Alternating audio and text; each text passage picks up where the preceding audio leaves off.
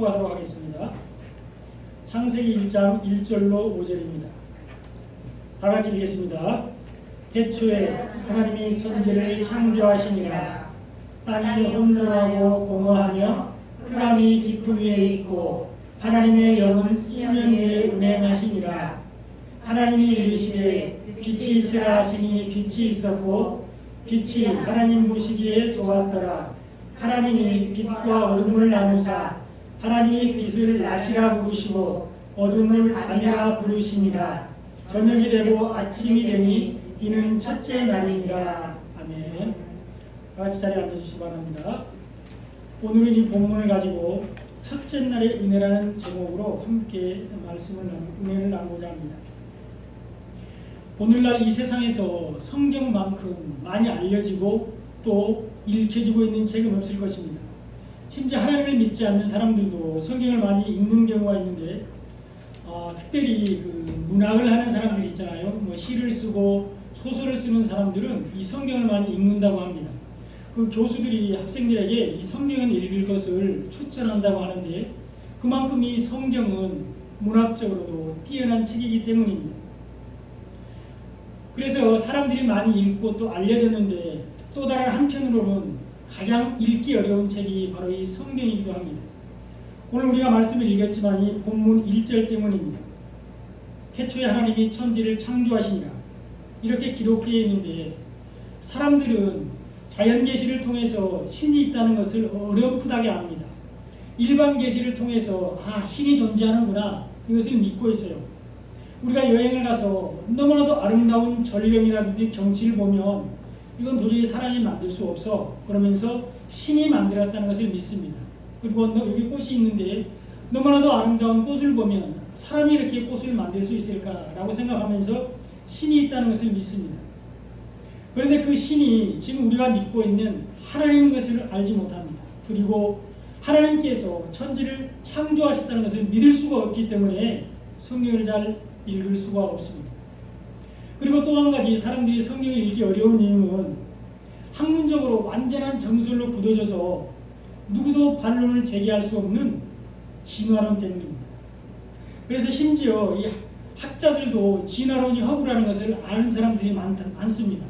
그런데 그 학계에서 퇴출될까 봐서 진화론의 허구성을 감히 얘기를 못한다고 합니다. 학계에 너무나도 정설로 굳어져 있어서 진화론이 너무나도 확고하게 자리를 잡고 있어서 이 성경을 읽기 어려운 거죠. 그리고 오랜 세월 동안 사람들이 이 진화론을 배우잖아요. 진화론을 학습하고 있기 때문에 하나님이 천지를 창조하셨다는 오늘 이 본문 말씀 1절을 받아들이기가 쉽지 않습니다. 창조론과 진화론은 완전히 반대되기 때문에 그렇죠. 그래서 성경을 읽기 어렵습니다. 그런데 우리는 성경에 기록된 말씀이 하나님의 말씀이라는 것을 믿습니다. 하나님이 천지를 창조하셨다는 걸 믿습니다.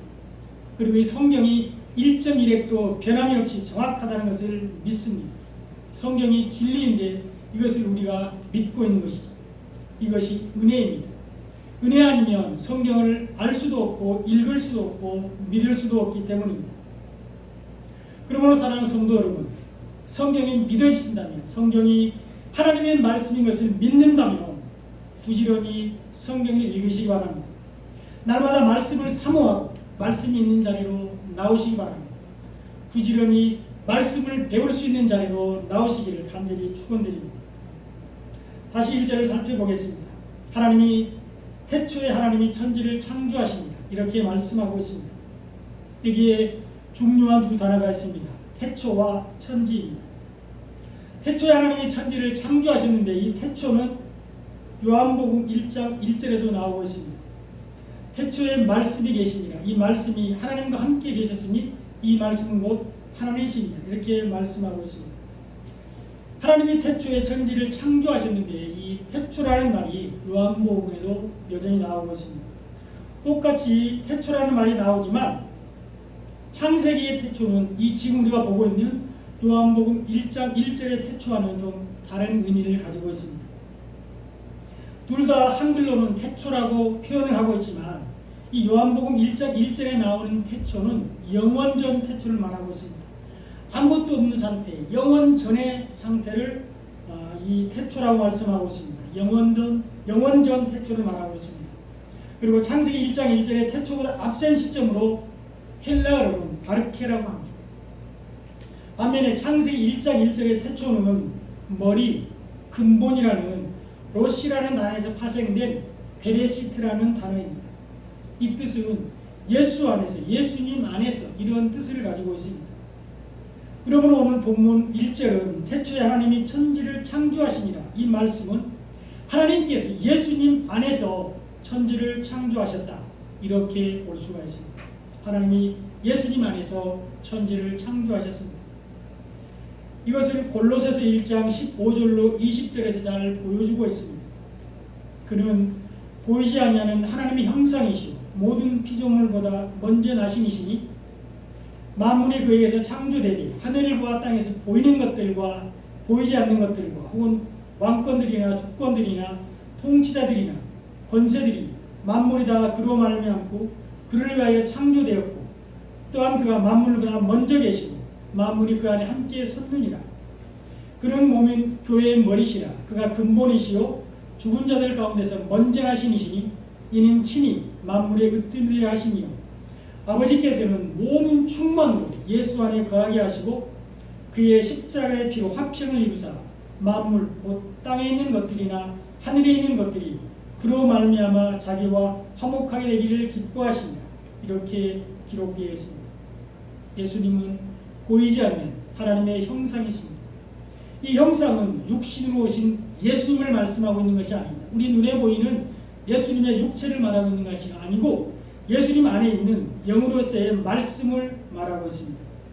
예수님 안에 있는 하나님의 사랑과 십자가의 은혜를 오늘 예수님의 하나님의 형상이라고 말씀하고 있습니다. 예수님은 보이지 않는 하나님의 형상입니다. 이것이 요한복음 1장 18절에도 잘 나와 있습니다. 예수님이 하나님의 형상인 것을 증거하고 있습니다.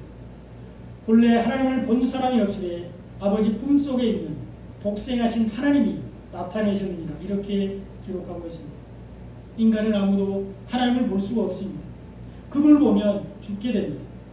그러나 예수님께서 하나님을 나타내셨습니다. 아버지 품속에 있는 독생하신 하나님이신 예수님이 우리 안에서 하나님을 볼 수 있도록 우리에게 역사하십니다. 예수님이 우리에게 주신 생명의 말씀 안에서 우리는 하나님을 볼 수가 있습니다. 예수님은 하나님의 형상이십니다. 그리고 예수님은 모든 피조물보다 먼저 나신 분이십니다. 이것을 골로새서 1장 17절에서 잘 설명해 주고 있습니다. 그가 만물보다 먼저 계시고 만물이 그 안에 함께 섰느니라. 이렇게 말씀하고 있습니다. 만물이 다 예수님 안에서 창조되었습니다. 만물보다 먼저 계신 예수님은 머리가 되시고 근본이 되시며 만물이 그 안에서 함께 서 있습니다. 이것을 골로새 1장 16절에서는 만물이 그에게서 창조되되 하늘과 땅에서 보이는 것들과 보지 않는 것들과 혹은 왕권들이나 주권들이나 통치자들이나 권세들이나 만물이 다 그로 말미암고 그를 위하여 창조되었다고 말씀하고 있습니다. 만물이 그에게서 예수님 안에서 방주 안에서 창조가 되었습니다. 이렇게 지어진 모든 만물은 하나님의 영광을 나타내고 있습니다. 세상의 모든 만물은 다 하나님을 찬양하고 하나님께 영광을 돌리고 있습니다. 하나님은 예수 그리스도 안에서 천지를 창조하셨습니다. 이것이 오늘 본문 창세기 1장 1절에 나오는 태초의 의미입니다. 창세기 1장 1절은 문자적으로 보면 대단히 짧은 구절입니다. 몇 글자 안 되죠. 그렇지만 이 말씀을 이해하지 못하면 우리가 전체 성경을 읽을 수가 없습니다. 마음 놓고 성경을 읽을 거라고 딱 펴서 첫 구절이 이 말씀입니다. 태초에 하나님이 천지를 창조하십니다. 이 말씀을 이해하지 못하면 성경을 읽을 수가 없습니다. 그만큼 이 말씀은 중요합니다. 이 말씀 중에 천지라는 말이 나옵니다. 하나님이 천지를 창조하십니다. 여기서 우리가 아는 천지는 하늘과 땅을 얘기합니다. 맞습니다. 이런 문자적인 의미가 천지입니다. 그러나 하늘에 속한 사람과 땅에 속한 사람을 나타내는 영적인 의미가 이 안에 있습니다. 하늘과 땅이 천지이지만 하늘에 속한 사람과 땅에 속한 사람을 천지라고 표현하고 있습니다. 하나님께서 예수 그리스도 안에서 하늘에 속한 사람과 땅에 속한 사람을 만들었다는 것입니다. 창조를 시작할 때부터 하늘에 속한 사람과 땅에 속한 사람을 구분하고 있음을 잘 보여주고 있습니다. 이것이 하나님의 창조인데요. 하나님께서 천지를 만드신 목적은 우리에게 그리스도 안에서 영생을 주시기 위해서 하나님께서 예수님 안에서 천지를 만드셨습니다. 에베소서 1장 3절로 4절에 이것이 잘 나와 있습니다.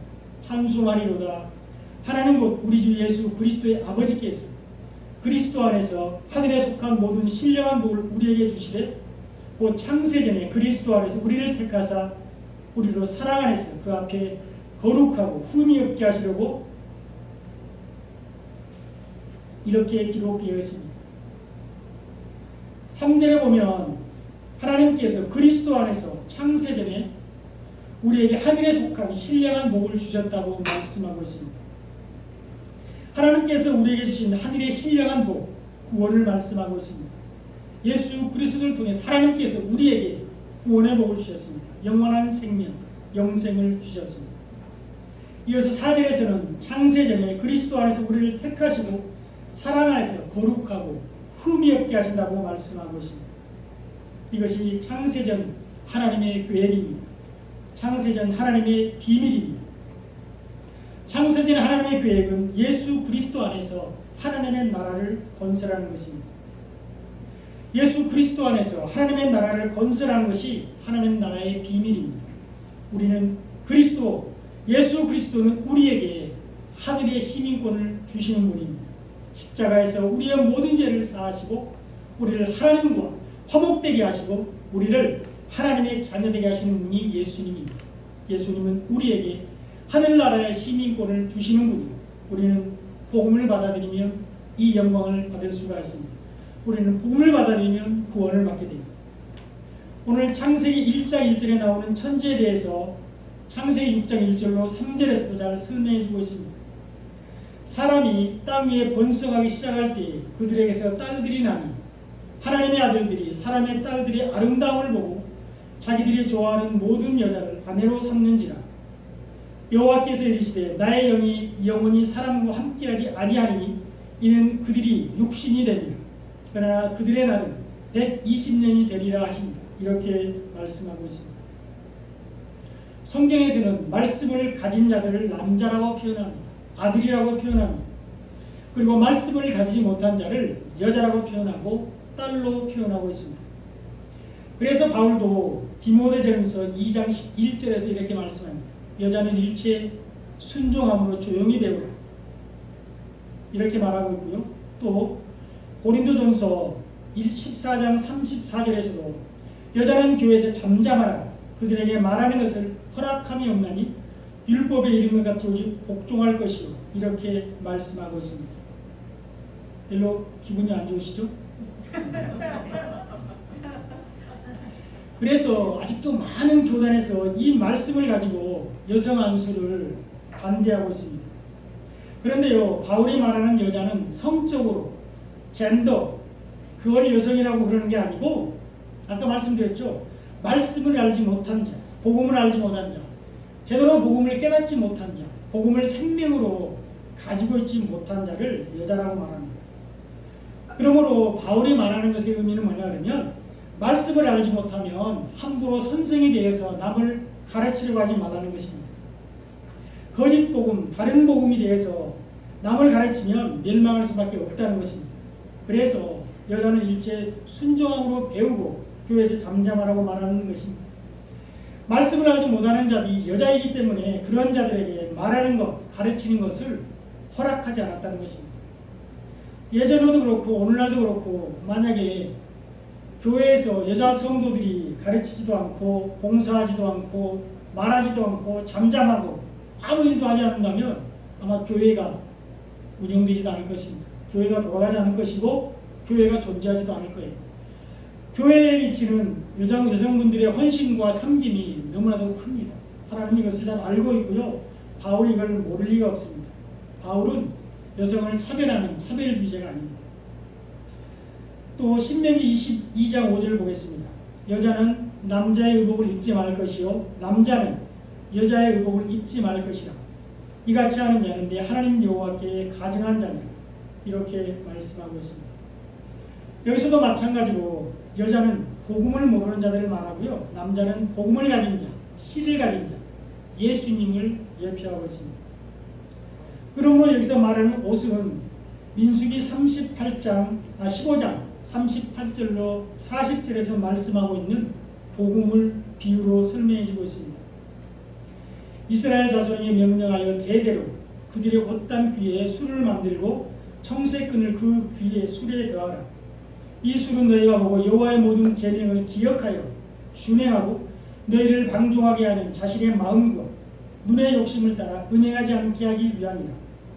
그래야 너희가 내 모든 계명을 기억하고 행하면 너희의 하나님 앞에 거룩하리라. 이렇게 기록되어 있습니다. 이 말씀은 하나님께서 모세에게 이스라엘 백성들에게 명령하라고 주신 말씀입니다. 이스라엘 자손들은 대대에 그들의 옷에 술을 달고 다녀야 했습니다. 그리고 그 술에 청색끈을 메고 다녀야 했는데, 청색은 하늘나라를 상징하는 색입니다. 이렇게 옷에다가 술을 달고 다니는 이유는 술을 보고 하나님의 말씀을 기억하고 말씀을 준행하고 음행하지 않기 위해서라고 말씀하고 있습니다. 그러므로 이 술은 말씀을 상징하고 있습니다. 하나님은 이스라엘 백성들에게 말씀을 보고 말씀을 기억하라고 말하고 있습니다. 말씀을 보면서 내가 너희를 구하는 그 구원의 은혜를 잊지 말고 살으라고 강조하고 있습니다. 그리고 말씀을 받아들이므로 그 말씀을 준행하라고 가르치고 있습니다. 그럴 때 은행에 빠지지 않게 됩니다. 사단의 유혹에 넘어가지 않게 됩니다. 옷은 말씀을 상징합니다. 복음을 상징하고 있습니다. 이것이 신약 성경에도 잘 나와 있습니다. 복음서에 나오는 38년 된 혈류병을 고친 여자 이야기가 나오고 있습니다. 이 여자가 어떻게 고침을 받았습니까? 예수님의 옷자락을 만져서 나았습니다. 마태복음 9장 20절로 22절입니다. 12해 동안이나 혈류증으로 앓는 여자가 예수의 뒤로 와서 그 겉옷가를 만지니 이는 제 마음에 그 겉옷만 만져도 구원을 받겠다 하니라. 예수께서 돌이켜 그를 보시며 이르시되 따라 안심하라. 내 믿음이 너를 구원하였다 하시니 여자가 그 즉시 구원을 받으니라. 이렇게 기록되어 있습니다. 이 여자가 만진 것은 예수님의 겉옷입니다. 말씀을 만졌습니다. 복음을 만졌다는 것을 말하고 있습니다. 예수님의 옷이 이 여자를 고친 것이 아니고 말씀, 복음으로 치유됐다는 것을 보여주고 있습니다. 이 여자는 복음을 믿음으로 단순히 병만 고친 것이 아니라 그 영혼까지도 구원을 받았습니다. 따라 안심하라. 내 믿음이 너를 구원하였다. 예수님이 이렇게 말씀하셨습니다. 복음은 죽은 자를 살리는 능력이 있습니다. 말씀만이 능력입니다. 복음만이 생명입니다.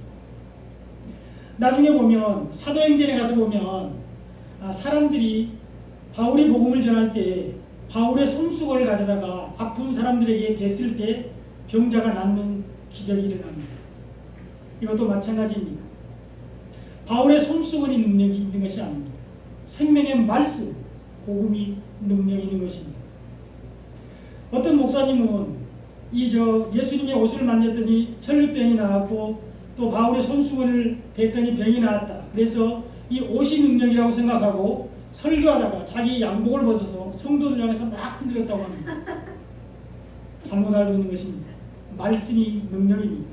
예수님의 복음이 능력인 것입니다. 그러므로 신명기 22장 5절에 여자는 남자의 의복을 입지 말고 남자는 여자의 의복을 입지 말라는 것은 서로 역할을 바꾸지 말라는 것입니다. 우리는 여자로서 우리가 남자이신 예수님의 역할을 대신할 수 없다는 것입니다. 우리가 스스로 구원받을 수 없다는 것을 얘기하고 있습니다.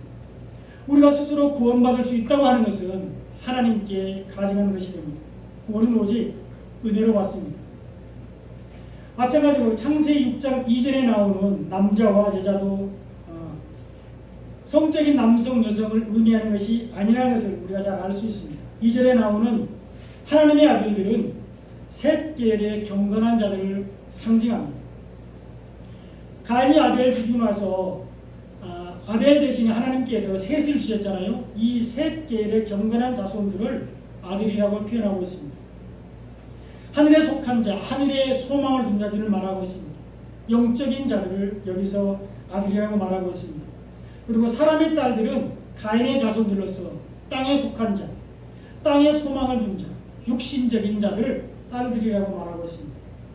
그러므로 하나님의 아들들이 사람의 딸들을 아내로 맞이했다는 것은 영과 육이 혼합된다는 것을 말하고 있습니다. 영과 육이 섞였다는 것을 말하고 있습니다. 그런데 여러분, 영과 육이 혼합이 되면 혼돈이 옵니다. 복음과 율법이 섞이면 혼잡하게 되고 심판을 받게 됩니다. 윗물과 아랫물이 섞이면 홍수가 나게 됩니다. 노아 홍수 심판 때에 윗물과 아랫물이 합쳐졌습니다. 창세기 7장 1절로 12절에 이것이 나와 있습니다.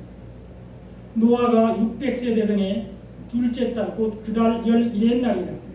그날에 큰 기품의 섬들이 터지며 하늘의 창문들이 열려 40주야를 비가 땅에서 쏟았더라. 이렇게 말씀하고 있습니다.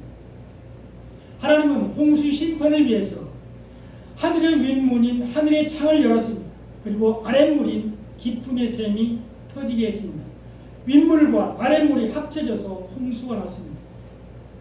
윗물이 복음이고 아랫물이 율법을 상징하고 있습니다.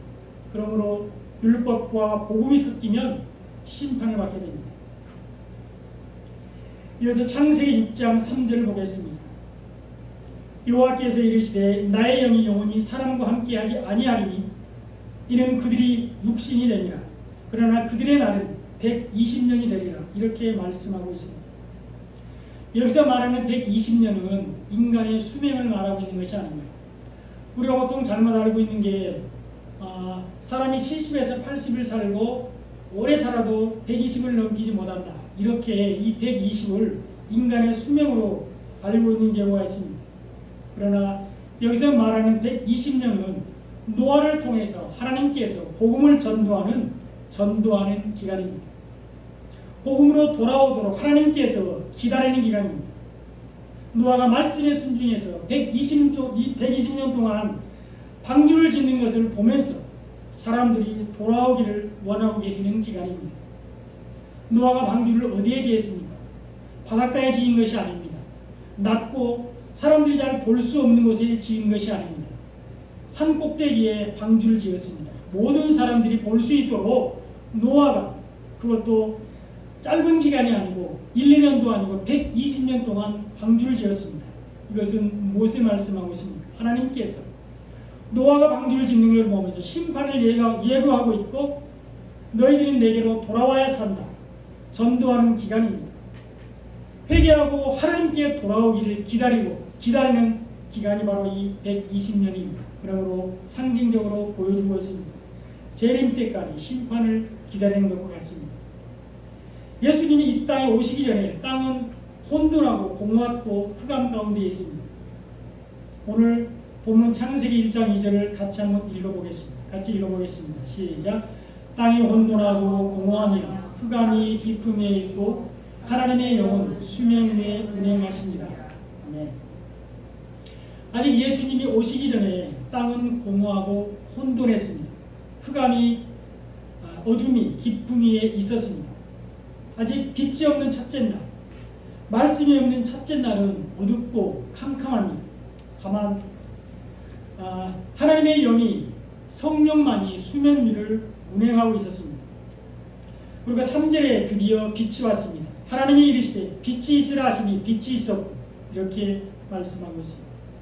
혼돈되고 공허한 땅, 흑암의 땅, 어두의 땅에 빛이 왔습니다. 하나님이 이르시되 빛이 있으라 하시니 빛이 있었고 이렇게 기록되어 있습니다.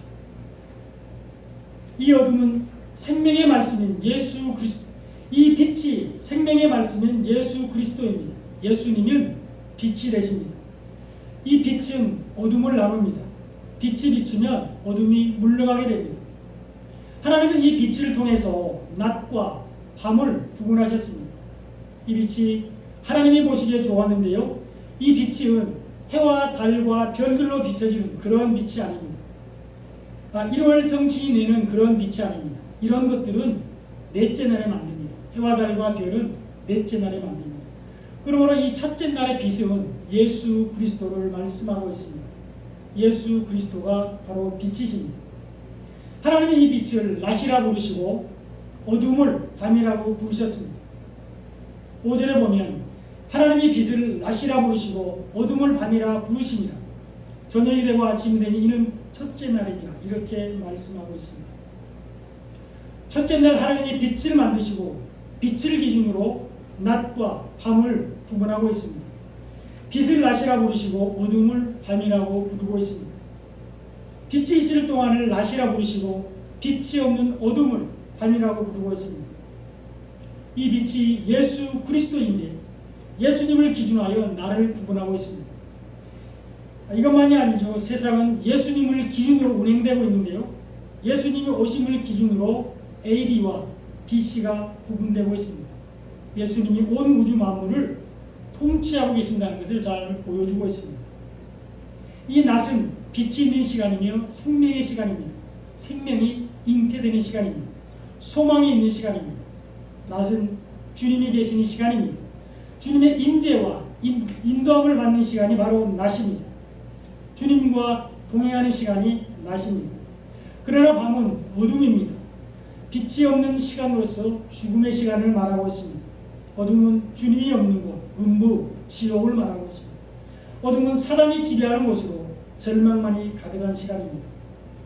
이 낮과 밤에 대해서 요한복음에서 잘 설명해 주고 있습니다. 요한복음 11장 9절에 보면 예수께서 대답하시되 낮이 12시간이 아니냐 사람이 낮에 다니면 이 세상의 빛을 보므로 실족하지 아니한다고 말씀하고 있습니다. 사람이 낮에 다니면 실족하지 않습니다. 낮은 빛이 있는 시간을 말합니다. 예수님이 계시는 시간을 말하고 있습니다. 그러면 우리가 예수님 안에 있으면 실족하지 않는다는 것을 말씀하고 있습니다. 예수님을 통해서 생명을 얻을 수 있다는 것을 말씀하고 있습니다. 예수님은 우리에게 구원을 주시는 분입니다. 예수님이 없으면 우리는 사단에게 잡히게 됩니다. 어디로 가는지 알지 못하고 방황하다가 멸망하게 됩니다. 요한복음 12장 35절에 보면 예수께서 이르시되 아직 잠시 동안 빛이 너희 중에 있으니 빛이 있을 동안에 다녀 어둠에 붙잡히지 않게 하라. 어둠에 다니는 자는 그 가는 곳을 알지 못하느니라. 이렇게 말씀하고 있습니다. 우리는 빛이 있는 낮에 다녀야 됩니다. 예수님 안에 있어야만 합니다. 예수님이 전한 복음 안에 우리는 있어야 합니다. 빛이 없으면 어둠에 잡히게 됩니다. 예수를 떠나면, 복음에서 떠나면 사단에게 잡히게 됩니다. 우리가 믿음을 잃어버리면 음부에 빠지게 되고 심판을 받게 됩니다. 그러나 이 땅에서 낮이 영원히 계속되지는 않습니다. 정한 기한이 있다고 말씀하고 있습니다. 요한복음 13장 33절에 보면 작은 자들아 내가 아직 잠시 너희와 함께 있겠노라. 너희가 나를 찾을 것이나 일찍이 내가 유대인들에게 너희는 내가 가는 곳에 올 수 없다고 말한 것과 같이 지금 너희에게로 이르노라. 이렇게 말씀하고 있습니다. 낮이 영원히 지속되지 않습니다. 그때가 언제인지 알 수 없지만 밤이 온다는 것입니다. 어둠이 찾아오게 됩니다. 그러므로 우리는 빛이 있을 동안에 다녀야 됩니다. 빛이 있을 동안에 예수님을 찾아야 합니다. 예수님이 전한 복음을 받아들여야 합니다. 그러면 구원을 받습니다. 우리는 빛이 있을 동안에 주님의 일을 해야 됩니다. 요한복음 9장 4절에 보면 때가 아직 낮음에 나를 보내신 이의 일을 우리가 하여야 하리니 밤이 오리니 그때는 아무도 일할 수 없다고 말씀하고 있습니다. 아직 빛이 있을 동안에 우리는 주님의 일을 해야 합니다. 때가 아직 낮을 때 우리는 부지런히 주님께서 우리에게 맡긴 사명을 잘 감당해야 됩니다. 때가 아직 낮을 때 우리는 부지런히 주님의 일을 해야 하는데 빛에 대해서 증거해야 됩니다. 빛 대신 예수 그리스도를 전해야만 하는 것입니다. 생명의 복음을 전해야 합니다. 이것이 우리의 사명입니다. 태초에 하나님이 천지를 창조하셨습니다. 첫째 날 하나님이 예수 그리스도 안에서 천지를 창조하셨는데 우리를 하늘에 속한 자로 부르셨습니다.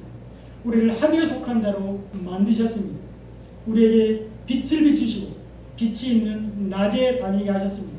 빛 대신 예수 그리스도 생명의 말씀을 우리에게 주셨습니다.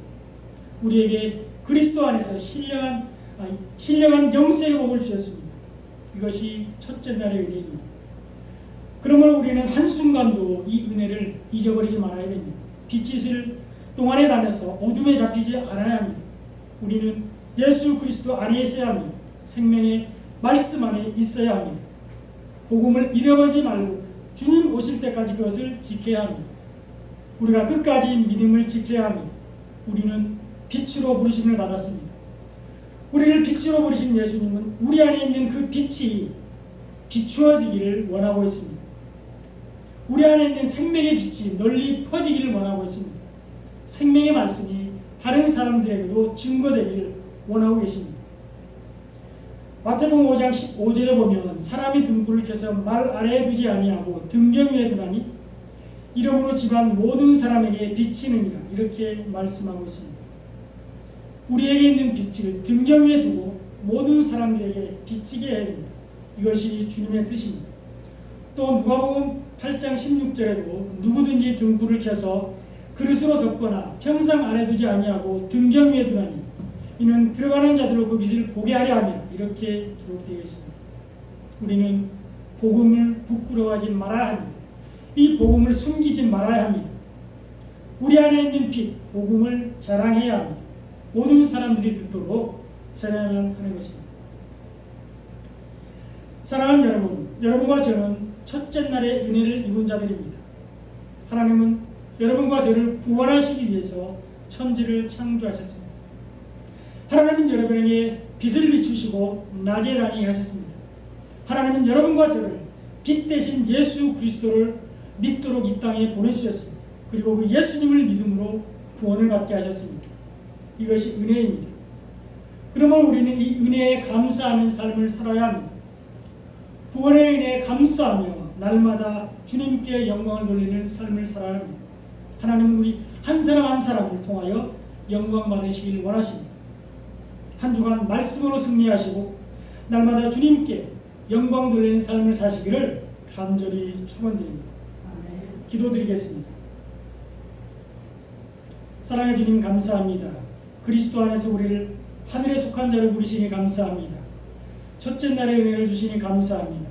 날마다 그 은혜에 감사하며 주님께 영광을 돌리는 삶을 살게 해주시고 그 은혜를 다른 사람에게도 전하게 하여 주시옵소서. 우리 안에 있는 빛이 널리